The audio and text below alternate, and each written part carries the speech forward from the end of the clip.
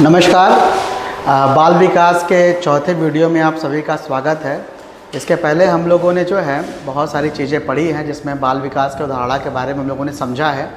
साथ ही साथ बाल विकास की कौन कौन सी अवस्थाएं होती हैं और बाल विकास के क्या सिद्धांत है, उन सभी हमारा जो विषय है उसमें से कुछ प्रश्न हमारे परीक्षा में सीधे आते हैं। अब हम जो है बाल विकास की जो अलग अलग अवस्थाएँ होती हैं, जैसे शैशवावस्था हमारा है, प्रमुख रूप से बाल्यावस्था और किशोरावस्था, इनकी क्या विशेषताएं हैं और अलग अलग आयामों में इन विशेषताओं में क्या लक्षण पाए जाते हैं या क्या उनकी विशेषताएं होती हैं, इसको हमें समझना है। तो आइए बिना किसी औपचारिकता के शुरू करते हैं। देखिए, बाल विकास में बहुत ज़्यादा थ्योरेटिकल के बारे में मैं बात नहीं करूंगा, उन पॉइंट्स के बारे में ही हम चर्चा करेंगे जिससे सीधे सीधे हमारी यूपी टेट में क्वेश्चन पूछे जाते हैं। ठीक है, यूपी टेट और सीटेट के पैटर्न में थोड़ा सा अंतर होता है। सीटेट के पैटर्न में ज़्यादातर पेडागोगिकल पार्ट होता है, जबकि टेट में ज़्यादातर फैक्ट बेस्ड क्वेश्चन पूछे जाते हैं। ठीक है, अभी तक का जो पैटर्न रहा है। तो आइए हम शैशवावस्था के बारे में समझेंगे कि शैशवावस्था की क्या विशेषताएं होती हैं और शैशवावस्था में अलग अलग आयामों की क्या विशेषताएं होती हैं, इसको समझने का प्रयास करते हैं। चलिए,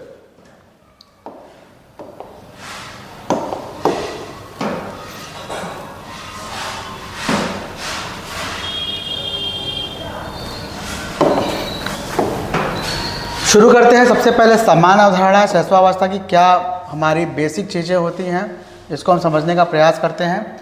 तो सबसे पहले आप समझिएगा कि शैशवावस्था हमारी जीवन का या किसी भी शिशु के जीवन का सबसे महत्वपूर्ण काल होता है। महत्वपूर्ण काल इसलिए होता है क्योंकि ऐसा माना जाता है कि शिशु जो है वो एक बहुत ही ऐसी अवस्था में होता है जहाँ पर उसे बहुत ध्यान देने की आवश्यकता होती है और ख़ास तौर से प्राचीन समय से ही शिशुओं की मृत्यु दर बहुत ज़्यादा होती है।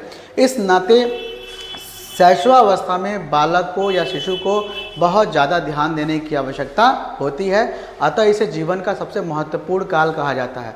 महत्वपूर्ण काल कहने के पीछे एक कारण और भी है कि शैशवावस्था में जो मानसिक विकास होता है, शैशवावस्था में शिशु का जो मानसिक विकास होता है और जो शारीरिक विकास होता है, इस बहुत तीव्र गति से होता है। तो इस नाते विकास जो है सामान्य तौर से हो, इस नाते शैशवावस्था में बच्चे को बहुत ध्यान देने की आवश्यकता होती है।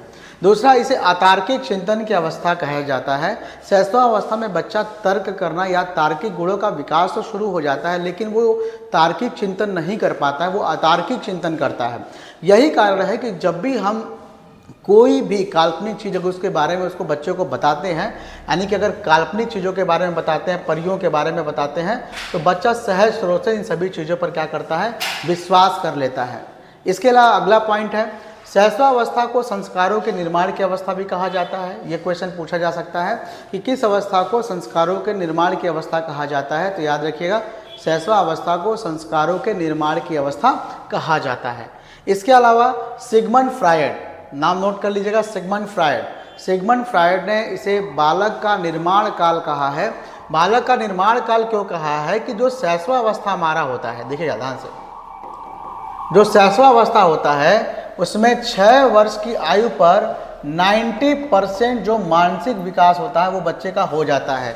3 वर्ष की अवस्था तक 50% मानसिक विकास होता है या मस्तिष्क का विकास होता है, मानसिक विकास होता है, और 6 वर्ष की आयु तक जो है वो उसका जो प्रतिशत है वो बढ़कर के 90% हो जाता है। साथ ही साथ शैशवावस्था में बच्चों का जो शारीरिक विकास होता है वो बहुत तेज़ी के साथ होता है, इसलिए इसे बालक का निर्माण काल कहा जाता है। ऐसा माना जाता है कि शैशवावस्था में अगर किसी बच्चे का शारीरिक और मानसिक विकास समुचित रूप से हो जाता है तो उसका प्रभाव उसके पूरे जीवन काल में दिखाई पड़ता है। लेकिन अगर शैशवावस्था में इस विकास में अगर कोई प्रभाव दिखाई देता है, कोई कमी हो जाती है, तो उसका जो प्रभाव होता है उसके पूरे जीवन भर उसका प्रभाव हमें देखने को मिलता है। आगे देखिएगा, इसे सीखने का स्वर्ण काल कहा जाता है। आमतौर पर शैशवावस्था में जब हम कह सकते हैं कि बच्चा जब जन्म लेता है तो बहुत सारी चीज़ों को वो सीखता है, और एक कहा जाता है कि शैशवावस्था में बच्चा उतना सीख लेता है जितना वो बाल्यावस्था और किशोरावस्था मिला करके सीखता है। क्यों? क्योंकि उसका दिमाग ब्लैंक होता है, दुनिया की हर चीज़ उसे समझनी है, हर संवेगों को समझना है और हर प्रकार की परिस्थितियों के प्रति अपने आप को क्या करना है, समायोजित करना है। इसलिए इसे सीखने का स्वर्ण काल कहा जाता है। अब देखिएगा, अब एक मनोवैज्ञानिक है हरलाक महोदया ने शैशवावस्था को खतरनाक और अपीली काल कहा है। खतरनाक और अपीली काल कहा है। खतरनाक क्यों कहा है? खतरनाक इसलिए कहा है कि पहले शैशवावस्था में शिशु मृत्यु दर बहुत अधिक होती थी।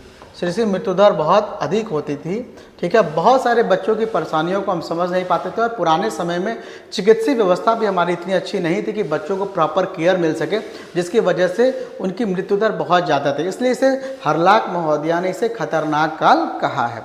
अपीली काल क्यों कहा है? क्योंकि कोई भी जो शिशु होता है वो आकर्षक होता है और हमारा मन करता है कि उन बच्चों को अपने गोद में खिला लें और उसको जो है दुलार प्यार करें। इसलिए हरलाक महोदया ने शैशवावस्था को खतरनाक और अपीली काल कहा है। नेक्स्ट पॉइंट, सिगमंड फ्रायड ने एक बहुत महत्वपूर्ण स्टेटमेंट दिया कि 4 से 5 वर्षों में बालक वह बन जाता है जो वह भावी जीवन में बनना चाहता है। ये स्टेटमेंट याद रखिएगा, अगर पूछता है कि किसने कहा कि 4 से 5 वर्षों में बालक वह बन जाता है जो वह भावी जीवन में बनना चाहता है। अब आप सोचिए कि सिगमंड फ्रायड ने ऐसा क्यों कहा? ऐसा इसलिए कहा कि अगर शैशवावस्था में किसी बालक का मानसिक शारीरिक विकास उचित तरीके से हो रहा है तो उसका प्रभाव उसके जीवन भर का जो विकास है उस पर पड़ने वाला है। दूसरी चीज़ यह है कि शैशवावस्था को संस्कारों के निर्माण काल कहा जाता है। इस नाते जो भी बच्चों को गुण हम सिखाते हैं या उनके मूल प्रवृत्तियों को हम जिस तरीके से हम कह सकते हैं कि मूल प्रवृत्तियों के अनुसार उसका जिस तरीके से विकास होता है उसका प्रभाव उसके जीवन भर पड़ता है।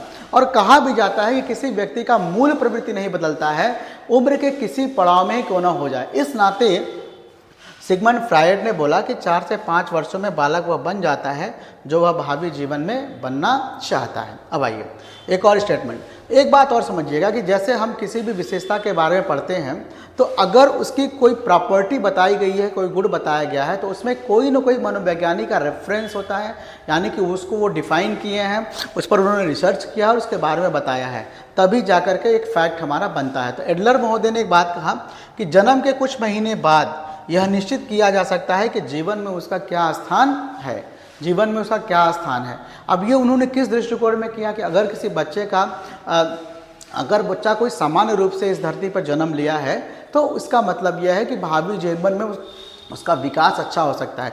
और दूसरी चीज़ यह है कि हमने बाल विकास के सिद्धांत में एक पढ़ा है जिसको कहा जाता है परिमार्जिता का सिद्धांत। परिमार्जिता का सिद्धांत का मतलब कि अगर बच्चे का शारीरिक मानसिक विकास अच्छा है तो आगे चल करके हम चाहें तो उस विकास को अपने मनचाहे क्षेत्र में, मनचाहे अपने वॉलंटरी एरिया में हम चाहें तो उसको क्या कर सकते हैं, जोड़ सकते हैं। तो ये था हमारा पहला शैशवावस्था की जो कुछ प्रमुख बातें थी, जो मेन हेडिंग्स थे उसको हम लोगों ने समझा। आइए नेक्स्ट स्लाइड की तरफ चलते हैं।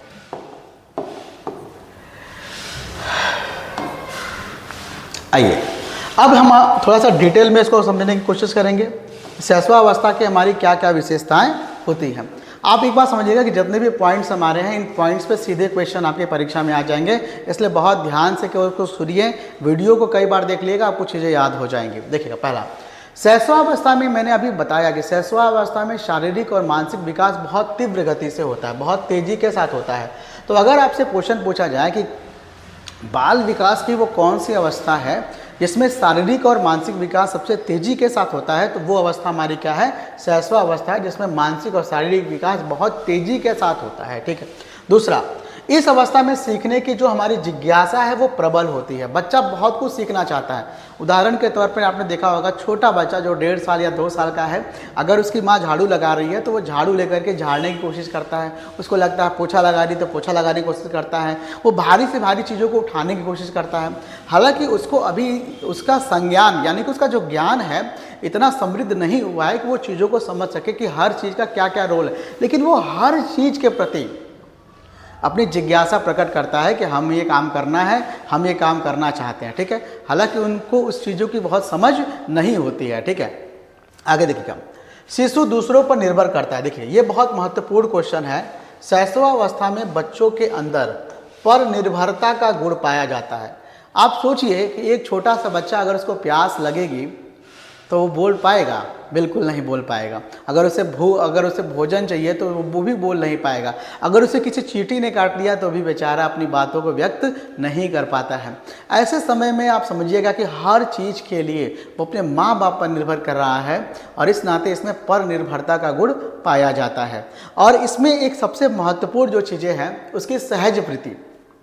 सहज वृत्ति के तौर पर ईश्वर ने उसको कुछ शक्तियाँ दी हैं ज्ञानेंद्रियों के तौर पर, और उस ज्ञानेंद्रियों के समर्थन में उसको एक मूल प्रवृत्ति मिला है जिसका नाम है उत्तेजना। उत्तेजना नामक मूल प्रवृत्ति का इस्तेमाल करके या उस संवेग का इस्तेमाल करके वो क्या करता है, अपने भावनाओं को व्यक्त करता है, क्रंदन करता है। यानी कि आप कह सकते हैं कि शैशवावस्था में बच्चा अपनी सभी आवश्यकताओं की पूरा करने के लिए उसके पास केवल एक जरिया है, क्रंदन करना, रोना। उसको पानी चाहिए तो भी रोएगा, उसको प्यास लग रही है तो रोएगा, उसको भोजन चाहिए उसको भूख लग रही है तो रोएगा, अगर उसे किसी चीज़ ने काट लिया तो भी रोएगा, उसका पेट दर्द कर रहा है तो भी रोएगा, लेकिन वो बता नहीं पाता है। इस नाते शैशवावस्था में पर निर्भरता का गुण पाया जाता है। फिर देखिए शैशवावस्था में किस विधि के द्वारा बच्चे सीखते हैं। शैशवावस्था एक ऐसी अवस्था है कि बच्चा जो देखेगा ना वही काम करता है। यानी कि शैशवावस्था में बच्चे किसके द्वारा सीखते हैं, अनुकरण के द्वारा क्या करते हैं, सीखते हैं। फिर अगला पॉइंट देखते हैं, शिशु आत्म केंद्रित होते हैं। यानी कि आप कह सकते हैं कि शैशवावस्था में आत्म केंद्रिता की भावना होती है, या शैशवावस्था में बच्चे जो होते हैं वो स्व केंद्रित होते हैं। तो आपसे क्वेश्चन पूछा जा सकता है कि बाल विकास की वो कौन सी अवस्था है जिसमें आत्म केंद्रिता की भावना होती है या बच्चे स्व केंद्रित होते हैं, तो वो होता है हमारा शैशवावस्था। अब इसका मतलब क्या हुआ, इसका मतलब ये हुआ कि शैशवावस्था में बालक को लगता है कि ये सारी चीज़ें उसकी हैं और वो जो भी चीज़ उसको चाहिए तो वो चाहिए ही चाहिए, और इसके लिए वो क्या करता है, वो रोता है। और जब तक वो चीज़ उसको मिल नहीं जाती है, यानी कि वो अपने आप को अपने समय का राजा समझता है और हर चीज़ जो उसकी डिमांड को चाहिए उसके लिए वो प्राप्त करने के लिए खूब मेहनत करता है, ज़ोर से चिल्लाता है, लौट जाता है। ठीक है, यानी कि वो दूसरों की भावना का ख्याल उसके अंदर नहीं है कि पापा के पास पैसा है या नहीं है, अगर उसे खिलौना चाहिए तो चाहिए। इसलिए कहा जाता है कि शैशवावस्था में आत्म केंद्रिता की भावना होती है। फिर देखिए शिशु में जन्म के समय उत्तेजना नामक संवेग पाया जाता है। तो क्वेश्चन पूछा जा सकता है कि जन्म के समय कौन सा संवेग प्रभावी रूप से बच्चे के अंदर या शिशु के अंदर पाया जाता है, तो वो हो गया आपका उत्तेजना नामक संवेग। फिर देखिए 6 वर्ष की अवस्था तक बाल्यावस्था और किशोरावस्था में सीखने जितना बालक सीख जाता है, मैंने अभी स्टेटमेंट को बताया कि जितना वो बाल्यावस्था और किशोरावस्था में सीखता है उतना वो 6 वर्ष तक की अवस्था में क्या करता है, सीख जाता है। फिर देखिएगा शैशवावस्था में सामाजिकता और नैतिकता का लगभग अभाव होता है। ठीक है, यानी कि हम कह सकते हैं क्या शैशवावस्था में सामाजिक विकास होता है, तो इस प्रश्न का जवाब ये है कि एक ऐसा समय होता है जब बच्चा न तो सामाजिक होता है न असामाजिक। और आपसे पूछा जाए कि ये कौन सा समय है, कौन सा टाइम पीरियड है, तो जन्म के समय बच्चा न तो सामाजिक होता है, ठीक है, और न असामाजिक होता है, लेकिन ये समय बहुत थोड़े समय के लिए होता है, फॉर वेरी शॉर्ट टाइम। और जैसे ही उस बच्चे को उसके माता पिता या वो अपने रिश्तेदारों के गोद में जाता है, वहाँ से उसका सामाजिक विकास धीरे धीरे प्रारंभ हो जाता है। लेकिन 6 वर्ष की अवस्था तक उसके अंदर सामाजिकता और नैतिकता का विकास उतने प्रॉपर तरीके से नहीं हो रहता है। इस नाते कहा जाता है कि शैशवावस्था में सामाजिकता और नैतिकता का लगभग अभाव होता है। वास्तविक रूप से बच्चों का सामाजिक विकास जो होता है वो किस अवस्था में होता है, ये क्वेश्चन आपका बना। तो शैशवावस्था में तो थोड़ा अभाव है, तो इस नाते वो कब होगा, बाल्यावस्था में होगा। और बाल्यावस्था में क्यों होगा, क्योंकि अब उसकी मानसिक शक्तियाँ उस तरह की हो गई हैं कि उसके अंदर तर्क करने की क्षमता, चिंतन करने की क्षमता, बहुत सारी चीज़ें आ गई हैं कि आगे चल करके वो सारी चीज़ों को क्या करता है, सीख सकता है। आइए नेक्स्ट वीडियो की तरफ बढ़ते हैं। शैशवावस्था की विशेषताएं। शैशवावस्था में कौन कौन सी विशेषताएं होती हैं, ये उसी पॉइंट के अंतर्गत है। बहुत सारे टॉपिक्स हमारे हैं जो इसमें कवर हो रहे हैं। ठीक है, देखिए दांत पहला, शैशवावस्था में बालकों में पितृ विरोधी ग्रंथि ऑडिपस और बालिकाओं में मातृ विरोधी ग्रंथि, मातृ मतलब माता, मातृ विरोधी ग्रंथि है, इलेक्ट्रा का विकास प्रारंभ हो जाता है। अब ये क्वेश्चन पूछा जाएगा कि पितृ विरोधी ग्रंथि ऑडिपस, ठीक है, और बालिकाओं में मातृ विरोधी ग्रंथ इलेक्ट्रा का विकास हो जाता है। आमतौर पर जो बालक होते हैं वो अपने माता से ज़्यादा स्नेह करते हैं, पिता से उनको थोड़ी ईर्ष्या रहती है। ठीक है, ऐसा क्यों होता है, क्योंकि उनके अंदर एक स्पेशल प्रकार की ग्रंथि होती है, इसका नाम है ऑडिपस, और बालिकाओं में भी ठीक इसका उल्टा होता है, वो पिता के प्रति ज़्यादा आसक्ति रखते हैं और माता के प्रति थोड़ा कम। क्यों? क्योंकि उनके अंदर इलेक्ट्रा नामक ग्रंथि का प्रभाव होता है। इस नाते आप कह सकते हैं कि लड़कियों को पापा का परी कहा जाता है और बालिकों का माँ का लाडला, बालकों को माँ का लाडला कहा जाता है। तो कहीं न कहीं इसमें पूरा दोष उनका नहीं है, उनके अंदर जो ये ग्रंथियों का विकास हो रहा है ऑडिपस और इलेक्ट्रा, इसकी वजह से ये बिहेवियर उनके अंदर देखने को मिलता है। फिर देखिए आप सिगमंड फ्रायड ने एक स्टेटमेंट दिया कि शैशवावस्था में काम प्रवृत्ति पाई जाती है। काम प्रवृत्ति, इसको इंग्लिश में लिबिडो कहा जाता है, इसको याद रखिएगा, libido, that is called libido. तो काम प्रवृत्ति पाया जाता है। तो पूछा जाता है कि क्या शैशवावस्था में काम प्रवृत्ति की स्थिति होती है, उपस्थिति होती है? तो जी बिल्कुल होती है, और इसको क्या कहेंगे हम? Libido, that is called libido. फिर देखिएगा, सार्थक अधिगम की प्रक्रिया शैशवावस्था में प्रारंभ हो जाता है। सार्थक अधिगम क्या होता है?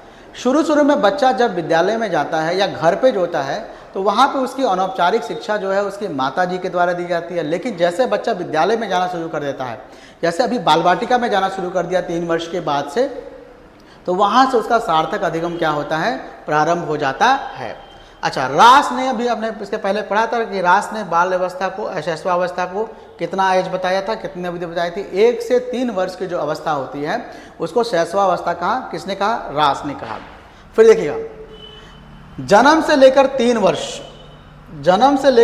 वर्ष की जो अवस्था होती है, जन्म से लेकर के 3 वर्ष तक की जो अवस्था होती है उसको जो है, 1 मिनट, जन्म से लेकर के 3 वर्ष की जो अवस्था होती है उसे जो है शैशवावस्था का संचयी काल कहा जाता है। जन्म से लेकर के 3 वर्ष की जो अवस्था होती है उसे शैशवावस्था का संचयी काल का मतलब कि उस अवस्था में उसका शारीरिक विकास, मानसिक विकास या पूरे शरीर के सभी आयामों का विकास एक एकीकृत रूप में काम करने लगते हैं। उदाहरण के तौर पे अगर किसी बच्चे का मानसिक विकास अच्छा है तो इसका मतलब उसका शारीरिक विकास अच्छा रहा होगा, और जब मानसिक विकास अच्छा है तो वो संवेगों के प्रति अच्छा समायोजन करेगा, समाज के प्रति अच्छा समायोजन करेगा, यानी कि उसका संवेगात्मक विकास भी अच्छा होगा, सामाजिक विकास भी अच्छा होगा। और अगर उसका मानसिक विकास अच्छा है तो भाषा भी अच्छा सीखेगा, भाषाई विकास भी अच्छा होगा, उसके अंदर नैतिकता के गुण भी आ जाएंगे। तो ये सारी चीज़ें जो है वहाँ पे हमें देखने को मिलेंगे। अच्छा, दूसरी चीज़ ये है कि शैशवावस्था में बच्चा अतार्किक चिंतन करता है, क्योंकि उसकी मानसिक शक्तियों का विकास भी उतना नहीं हो गया रहता है। इस नाते शैशवावस्था में शिशु जो है काल्पनिक बातों पर विश्वास करता है। अगर हम उसको कोई बात कहेंगे, बेटा सो जा, नहीं तो रात में जो है भूत आ जाएगा, तो बच्चा आपकी बात पर विश्वास कर लेगा और सो जाएगा। ठीक है, उसी तरह से छोटे बच्चे होते हैं, उनको कह दिया कि सो जाओ, कल रात में सेंटा आएगा और तुम्हें गिफ्ट देगा, तो बच्चे जो है उस पर क्या कर लेते हैं? विश्वास कर लेते हैं। ठीक है, आइए नेक्स्ट स्लाइड की तरफ बढ़ते हैं। देखिए, शैशवावस्था में थोड़ा जल्दी कर लेंगे, ये आपके फैक्ट्स ही हैं, कुछ चीज़ें इसमें आ सकती हैं। जन्म के समय केवल उत्तेजना नामक संवेग, शैशवावस्था में संवेगात्मक विकास क्या क्या होता है? जन्म के समय उत्तेजना नामक संवेग पाया जाता है। 3 महीने में कष्ट और आनंद जैसे संवेग का विकास होता है। 6 महीने में भय और क्रोध का संवेग का विकास होता है। 1 वर्ष का जब शिशु होता है तो उसमें प्रेम और उल्लास संवेग का विकास होता है। 2 वर्ष के शिशुओं में ईर्ष्या संवेग जागृत, ये इंपॉर्टेंट आपका हो सकता है, क्वेश्चन आ सकता है कि कितने वर्ष की आयु में ईर्ष्या संवेग का जागृत या विकास शुरू हो जाता है? तो वो 2 वर्ष है, हालांकि पहले से हो जाता है लेकिन 2 वर्ष में ये काफ़ी प्रभावी रूप से नजर आता है। फिर देखिएगा, 3 वर्ष के शिशुओं में जिज्ञासा संवेग जागृत हो जाता है। आयु के साथ साथ संवेगों के विकास की तीव्रता भी बढ़ती जाती है और लगभग 4 वर्ष तक की आयु तक, देखिए ध्यान से, आयु के विकास के साथ साथ संवेगों की तीव्रता बढ़ती जाती है और लगभग 4 वर्ष की आयु तक सभी संवेगों का विकास हो जाता है। शिशु के संवेग में अस्थिरता पाई जाती है। आप कहेंगे सर इसका क्या मतलब हुआ? तो इसका मतलब ये हुआ कि आपने देखा होगा कि छोटा बच्चा है और नीचे है, खड़ा है और वो गोदी लेने के लिए रो रहा है, लेकिन जैसे आप उसको गोद में लेंगे वो चुप हो जाएगा, यानी कि उसको वो फट से रोता है और तुरंत चुप हो जाता है, फिर तुरंत चुप है। अगर आप उसको मान लीजिए कोई चीज़ उसने लिया हुआ है और आपने उसको छीन लिया तो तुरंत रोने लगता है, यानी कि उसके संवेगों में अस्थिरता पाई जाती है। लेकिन अगर किसी बड़े व्यक्ति से कोई बहुत प्रिय चीज़ छीन ली जाए तो उसका वो दुख कई दिनों तक करेगा, क्या कि वहाँ पे संवेगों का दृढ़ीकरण हो गया है। ठीक है, तो ये अंतर होता है कि शिशुओं का संवेग जो है वो दृढ़ नहीं होता है, उसमें अस्थिरता पाई जाती है। आगे देखिए, मनोवैज्ञानिक वाटसन के अनुसार तीन संवेग शैशवावस्था में, बड़े इंपॉर्टेंट पॉइंट है ये, तीन संवेग शैशवावस्था में बहुत प्रभावी रूप से दिखाई पड़ते हैं। पहला कौन सा है? प्रेम, दूसरा क्या है? भय, और तीसरा क्या है? क्रोध। तो याद रखिएगा, शैशवावस्था में कौन से संवेग प्रभावी रूप से स्पष्ट रूप से नजर आते हैं? वो आपका है प्रेम, भय और क्रोध। ठीक है, ये था हमारा संवेगात्मक विकास। आइए नेक्स्ट स्लाइड की तरफ चलते हैं। अगला स्लाइड हमारा है शैशवावस्था में सामाजिक विकास। ठीक है, अब देखिएगा, जन्म के समय शिशु, मैंने भी बताया कि जन्म के शिशु न तो सामाजिक होता है और न ही असामाजिक होता है, परंतु यह स्थिति बहुत कम समय के लिए होता है, बहुत ही कम समय के लिए होता है। जैसे ही वो दूसरों के संपर्क में आता है या उसको गोद में लेना शुरू किया जाता है, उस समय उसका सामाजिक विकास शुरू हो जाता है। वो लोगों को महसूस करना शुरू कर देता है, आसपास की चीज़ों को महसूस करना शुरू कर देता है। फिर देखिए, प्रथम 2 वर्ष तक बालक का व्यवहार मूल प्रवृत्ति पर आधारित होता है। मूल प्रवृत्ति का मतलब उसके पास उसका व्यवहार क्रंदन पर आधारित होता है, यानी कि उसमें कौन सी उत्तेजना पाई जा रही है, उसमें कौन सा संवेग पाया जा रहा है? उत्तेजना नामक संवेग पाया जा रहा है, और इस उत्तेजना नामक संवेग के कारण वो अपने किसी भी मूलभूत आवश्यकता के लिए क्या करता है? क्रंदन करता है। फिर बालक एक दूसरे के संपर्क में जब आना शुरू करते हैं तो सामाजिकरण की प्रक्रिया शुरू हो जाती है। ये स्वाभाविक सी बात है कि जब भी कोई व्यक्ति दूसरे व्यक्ति के संपर्क में आएगा तो वो बहुत सारे मानवीय गुणों को सीखने की कोशिश करता है। इस नाते शैशवावस्था में बालक पर सबसे ज़्यादा प्रभाव क्या पड़ता है? अपने माता पिता का पड़ता है, और इसी कारण वह अपने माता पिता के कार्यों में सहयोग करने का प्रयास करता है। फिर देखिएगा, 2 वर्ष की आयु में बालक अपने हमउम्र शिशुओं के साथ नफरत करने लगता है। ये बड़ा इंपॉर्टेंट पॉइंट है। 2 वर्ष के बच्चे जो है ये पसंद नहीं करेंगे कि उसके माँ के गोद में उसी के जैसा कोई दूसरा बच्चा आ जाए। ठीक है, वो तांडव मचा देगा। लेकिन जैसे थोड़ा सा बड़ा होता है, अब उसको शिशुओं के प्रति आसक्ति होने लगती है, वो उनसे प्रेम करने लगता है, और अब 3 वर्ष की आयु में जब हो जाता है वह शिशुओं से प्रेम प्रदर्शित करने लगता है, उनके साथ खेलना शुरू कर देता है, अपनी चीज़ों को साझा करना शुरू कर देता है। फिर देखिए, बच्चों के साथ खेलने से उनका सामाजिक विकास प्रारंभ हो जाता है। ये टॉपिक हमने पहले भी कवर कर लिया। ये हमारा है शैशवावस्था में सामाजिक विकास। आइए आगे बढ़ते हैं। नेक्स्ट स्लाइड है शैशवावस्था में शारीरिक विकास। ये इंपॉर्टेंट पॉइंट हमारा हो सकता है। देखिएगा, कुछ चीज़ें इसमें महत्वपूर्ण है। शैशवावस्था में शारीरिक विकास का मतलब, पहले आप समझिएगा, जन्म जब बच्चा लेता है तो जन्म से लेकर 6 वर्ष तक की अवस्था तक उसका शारीरिक विकास और मानसिक विकास बहुत तेजी के साथ होता है, बहुत तीव्र गति के साथ होता है। तो 2 क्वेश्चन बन सकते हैं। पहला क्वेश्चन कि बाल विकास की वो कौन सी अवस्था होती है जहाँ पर शारीरिक विकास बहुत तेजी के साथ होता है, तो हमारा उत्तर क्या होगा? शैशवावस्था। और बाल विकास कैसी कौन सी अवस्था होती है जहाँ पर शारीरिक विकास बहुत ज़्यादा, शारीरिक और मानसिक विकास बहुत व्यापक तरीके से होता है, बहुत ज़्यादा चीज़ें उसमें इंक्लूड होती हैं, वो आपका होता है किशोरावस्था। ठीक है, देखिए, शैशवावस्था में लंबाई लगभग 19 से 22 इंच की होती है। वजन क्या होता है? 6 से 8 पाउंड का होता है। जन्म के समय सिर का भार 350 ग्राम। 6 वर्ष की आयु में सिर या मस्तिष्क का भार 1 किलो 250 ग्राम हो जाता है। शैशवावस्था में हड्डियों की संख्या 270 होती है। याद रखिएगा, शैशवावस्था में हड्डियों की संख्या 270 होती है। फिर बाल्यावस्था में यह संख्या बढ़ के हो जाएगा लगभग 350, और फिर बच्चा जब किशोरावस्था में चला जाता है तो यह संख्या हो जाती है घट के क्या? 206। आप कहोगे सर ये बढ़ रहा है फिर घट रहा है, तो दरअसल शिशुओं की स्थिति में जो हड्डियों की संख्या 270 रहती है, फिर वो टूटना शुरू कर देते हैं और टूट करके वो उनकी संख्या बढ़ के 350 हो जाती है। लेकिन वापस में जब वो आपके किशोरावस्था में आता है फिर हड्डियां जुड़ करके 1 हो जाती है। फिर देखिए, आप दांत का बनना। अच्छा, एक क्वेश्चन आता है कि दांत का बनना कब शुरू होता है? तो याद रखिएगा, दांत का बनना जन्म के पहले से शुरू होता है। हालांकि वो मसूड़ों बनता है, मसूड़ों के अंदर रहता है, वो दिखाई नहीं देता है, लेकिन जैसे ही बच्चा जन्म लेता है तो उसका विकास धीरे धीरे दांत होता है, और 6 महीने में उसका पहला दांत हमको क्या होता है? दिखाई देता है। ठीक है, जन्म के समय कितने दांत होते हैं? तो 0 दांत होते हैं। याद रखिएगा, जन्म के समय 0 दांत होते हैं, लेकिन दांतों का विकास हुआ रहता है। दांत हमें दिखाई नहीं देते हैं, इस नाते हम कहेंगे 0 दांत होते हैं, लेकिन जन्म के पहले से ही दांतों का विकास उसका प्रारंभ हो गया रहता है। 1 वर्ष की आयु में 8 दांत हैं, 4 वर्ष की आयु में 13 से 14 दांत हैं। और ये दांत कैसे प्रकार के दांत हैं? ये अस्थायी दांत है, ठीक है, जिसको हम क्या बोलते हैं, दूध के दांत बोलते हैं। फिर देखिएगा 6 वर्ष की आयु में कुल 16 दांत हो जाते हैं, जिसमें 13 से 14 दूध के दांत और 2 दांत अस्थायी होते हैं। शैशवावस्था में जो हृदय की धड़कन है वो 140 प्रति मिनट होता है। देखिए ध्यान से, आप कभी सोच रहे होंगे कि छोटे बच्चे जो होते हैं उनका दिल का धड़कन बहुत तेज़ी के साथ चलता है, तो आप कभी कभी घबरा जाते हैं कि कहीं मेरा बच्चा बीमार तो नहीं है। और यही कारण है कि हृदय की गति इतनी अधिक होने के कारण बच्चों का जो टेम्परेचर रहता है वो भी थोड़ा सा हमारे सामान्य व्यक्ति से थोड़ा सा क्या रहता है, ज़्यादा रहता है।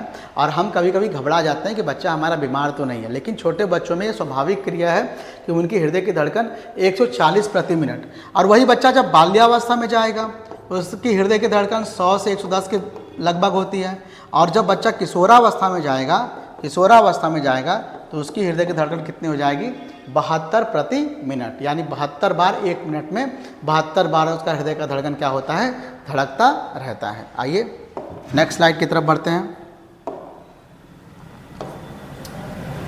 शैशवावस्था में मानसिक विकास, देखिए ध्यान से,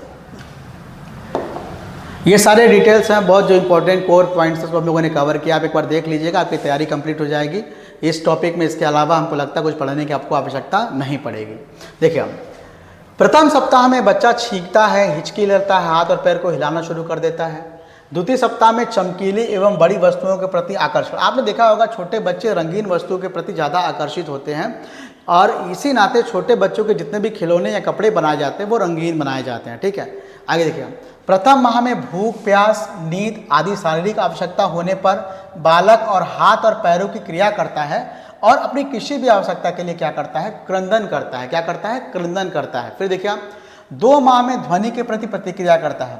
2 माह से पहले अगर मान लीजिए कोई बच्चा यहाँ लेटा हुआ है और आप उसको बुला रहे, बेटा इधर देखो, बेटा इधर देखो, तो वो आपकी तरफ ध्यान नहीं देगा, क्योंकि ध्वनि के प्रति अब उसका समायोजन नहीं हुआ है।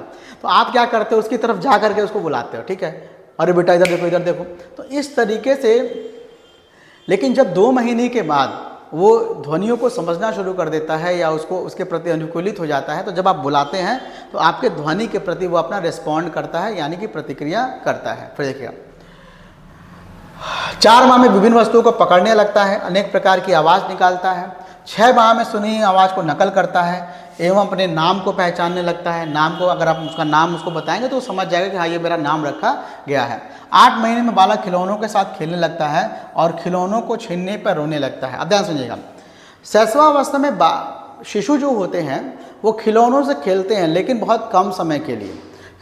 शैशवावस्था में शिशुओं को अपने खिलौनों के प्रति उतना प्यार नहीं होता है, लेकिन वो बहुत कम समय के लिए खिलौनों से खेलता है और तुरंत उसको तोड़ देता है।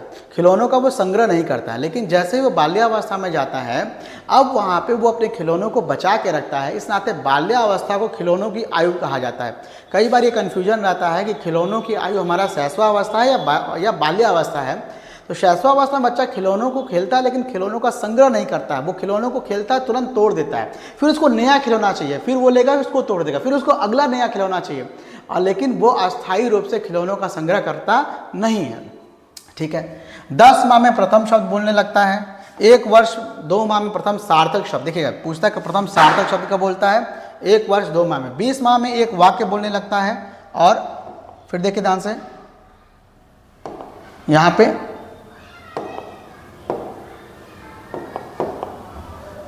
एक मिनट, देखिए 3 वर्ष में 5 से 7 वाक्य बोलने लगता है, ठीक है। रेखाएं आगे आदि बनाना सीख लेता है, ठीक है। आइए, इस तरीके से बहुत सारे पॉइंट हमने यहाँ पे कवर किए, ठीक है।